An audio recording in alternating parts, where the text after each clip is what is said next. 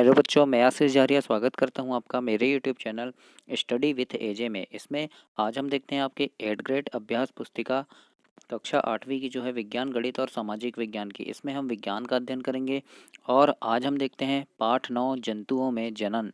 इसके पहले मैंने पाठ 8 तक आपको आपको इस वीडियो में पूरा करवा दिया है। मेरे चैनल में प्लेलिस्ट में जाकर उन वीडियो को आप ज़रूर देखें।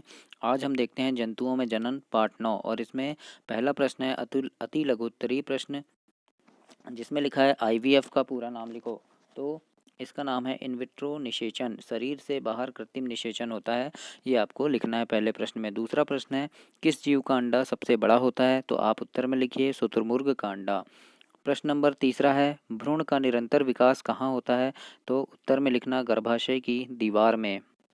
प्रश्न नंबर चौथा है जनन क्या होता है। प्रश्न नंबर चौथा है जनन क्या होता है, जंतुओं में जनन की विधियां कौन कौन सी है, ये आपको लिखना है बच्चों। तो इसमें आप लिखना जनन जाति की निरंतरता बनाने के लिए एक आवश्यक है और जनन दो प्रकार के होते हैं, पहला लिख देना लैंगिक जनन और दूसरा अलैंगिक जनन। इस प्रकार से आपको प्रश्न नंबर चौथा लिखना है। अब हम देखते हैं लघुत्तरीय प्रश्न। प्रश्न नंबर 5 आंतरिक निषेचन तथा बाह्य निषेचन में अंतर बताते हुए उनके उदाहरण देना है। तो उत्तर में लिखना वह निषेचन जो मादा के शरीर के अंदर होता है आंतरिक निषेचन कहलाता है, और उदाहरण में लिख देना जैसे मनुष्य, गाय, कुत्ते आदि इनमें होता है। और बाह्य निषेचन में लिखना वह निषेचन जिसमें नर एवं मादा युग्मक का संलयन मादा के शरीर के बाहर होता है उसे हम कहते हैं बाह्य निषेचन, जिसमें मछली, स्टारफिश आदि ये सब आते हैं। अब हम देखते हैं बच्चों प्रश्न नंबर छठवां। प्रश्न नंबर छठवां में दिया है मानव शुक्राणु तथा मानव अंडाणु का नामांकित चित्र आपको बनाना है। तो मैंने यहाँ पे दो चित्र बनाया है, ये है मानव शुक्राणु का और ये बना है मानव अंडाणु का चित्र। तो इस प्रकार से चित्र आप अपनी वर्कबुक में जरूर बनाइएगा। प्रश्न नंबर 7वां देखते हैं बच्चों, मछली तथा मेंढक एक साथ सैकड़ों अंडे देते हैं जबकि मुर्गी एक समय में एक ही अंडा देती है, ऐसा क्यों होता है। तो उत्तर में लिखना मादा जैसे ही अंडे देती है नर उस पर शुक्राणु छोड़ देते हैं। प्रत्येक शुक्राणु अपनी लंबी पूंछ की सहायता से जल में इधर उधर तैरते रहते हैं। शुक्राणु अंड कोशिका के संपर्क में आते हैं जिसके फलस्वरूप निषेचन होता है, इसे हम बाह्य निषेचन भी कहते हैं। और मुर्गी में आंतरिक निषेचन होता है, इसलिए मुर्गी एक समय में एक ही अंडा देती है। इस प्रकार से आप प्रश्न नंबर 7वां का उत्तर लिखेंगे बच्चों। अब हम देखते हैं प्रश्न नंबर 8 लैंगिक जनन तथा अलैंगिक जनन में क्या अंतर है।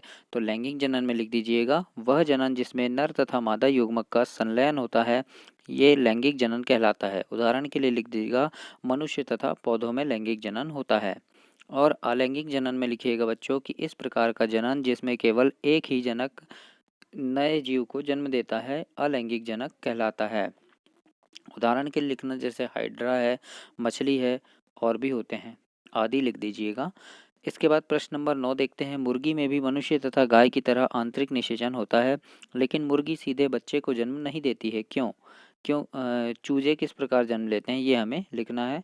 तो यहाँ पे लिखिएगा बच्चों आप कि निषेचन के फौरन बाद ही युग्मनज लगातार विभाजित होता रहता है और अंडवाहिनी में नीचे की ओर बढ़ता रहता है। इसके नीचे बढ़ने के साथ इस पर परत चढ़ती जाती है। मुर्गी के अंडे पर दिखाई देने वाला कठोर कवच भी ऐसे ही सुरक्षित परत है। कठोर कवच के पूर्ण रूप से बन जाने के बाद अंडे का निर्मोचन करती है। मुर्गी के अंडे को चूजा बनने में समय लगता है ना, 3 सप्ताह का समय लगभग लगता है। चूजे के पूर्ण रूप से विकसित होने के बाद कवच के प्रस्फुटन के बाद चूजा बाहर निकलता है। इस प्रकार से आप प्रश्न नंबर 9 का उत्तर देंगे। अब हम देखते हैं प्रश्न नंबर 10। प्रश्न नंबर 10 में है निम्नांकित के नामांकित चित्र बनाना है। पहले बनाना है युग्मनज का बनना तथा युग्मनज से भ्रूण का विकास कैसे होता है ये समझाना है। दूसरे चित्र में बनाएंगे हम कोशिकाओं का पिंड और तीसरे चित्र में बनाएंगे भ्रूण का गर्भाशय में रोपण। तो आइए देखिए मैंने यहाँ पे कुछ चित्र बनाया है। ये बना दिया है आपका पहले नंबर का चित्र, ये दूसरे नंबर का और ये तीसरा भ्रूण का गर्भाशय में रोपण। इस प्रकार से आपको यहाँ पे भी चित्र बनाना है बच्चों, अपनी वर्कबुक में आप ऐसे चित्र बनाइएगा। उसके बाद अगला देखते हैं, यहाँ पे भी आपको चित्र बनाना है हाइड्रा में मुकुलन और अमीबा में द्विखंडन। तो देखिए हाइड्रा में मुकुलन बनाया है मैंने, ये 1 2 3 इस प्रकार से आपको हाइड्रा में मुकुलन का चित्र बनाना है और ये अमीबा में द्विखंडन का चित्र आपको ऐसे बनाना है बच्चों। तो ये था आपका अभ्यास नंबर पाठ 9 8th ग्रेड वर्कबुक कक्षा 8वीं का जंतुओं में जनन। इसको हमने देखा, इसके आगे के अभ्यास आगे की वीडियो में देखेंगे। और आपके हिंदी की, अंग्रेजी की, गणित की पूरी वर्कबुक मैंने अपनी वीडियो में कराया है, अपने चैनल में कराया है, तो प्लेलिस्ट में जाकर उनको ज़रूर देखें और अपने सारे दोस्तों तक भी शेयर करें और चैनल को ज़रूर सब्सक्राइब करें बच्चों, ताकि आपको ऐसी वीडियो और भी देखने को मिले। धन्यवाद।